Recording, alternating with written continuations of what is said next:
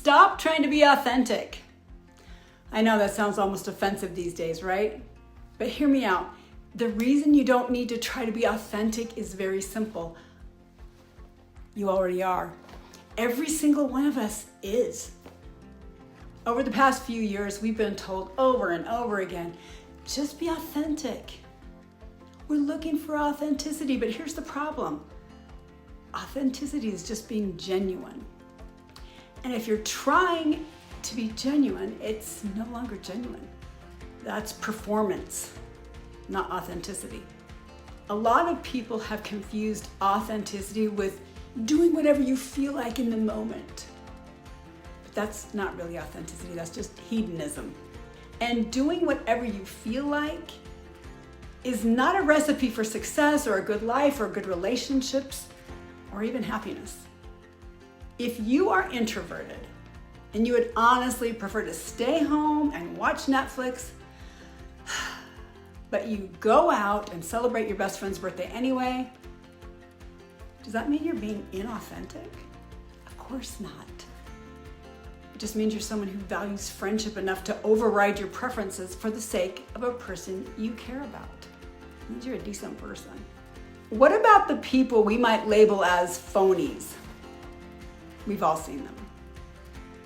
You know, the super charming coworker who sucks up to the boss, but then is disrespectful and cruel to all his colleagues? What about the man who seems like the perfect husband in public, but is abusive at home? What about the person who's friendly until they realize they can't get what they want from you, and then they turn on you, and they're a completely different person? Are those people inauthentic? Not really. They are authentically people who manipulate or discard others when it suits them. That's who they genuinely are. So the real issue should not be, how do I become authentic? It should be, how do I align myself with the person I truly want to be? Because you're authentic right now. So what's really left is transformation. What's really left is for you to find out how doing what you feel like becomes doing the thing that's best, that makes the world better. I'm going to give you 3 tangible steps to becoming who you want to be authentically. Number 1, limit friction. Spend more time around people who embody the qualities that you admire because their energy does rub off on you.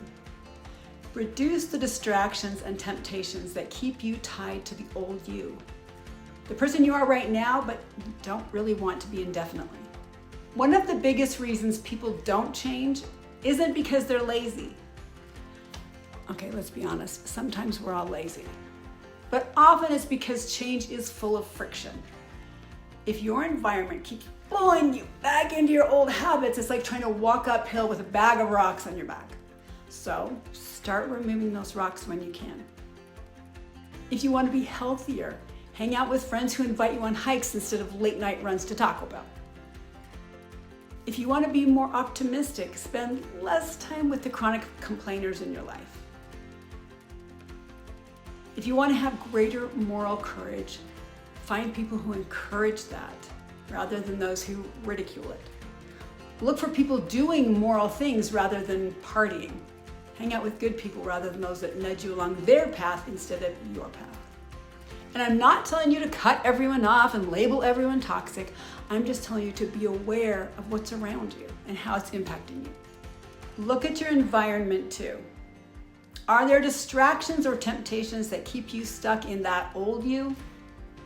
Maybe it's junk food in your pantry. Maybe it's social media apps that are super accessible right on your home screen. Maybe it's just the alarm on your phone that you can snooze without getting out of bed. Reducing friction toward positive change means creating an environment where the new you is the easiest option. Number 2, upgrade your defaults. Don't leave your key decisions up to willpower because willpower runs out. Make your default behavior healthy and intentional. For most people, much of life runs on autopilot. We do so many things without really thinking, just based on our habits. And that's exactly why changing your defaults is so powerful. If your automatic option already lines up with who you want to become, you don't have to fight with willpower all the time. Think of it as setting cruise control on your car. You don't need to press the gas constantly because the system carries you forward. Here are a few real-life examples.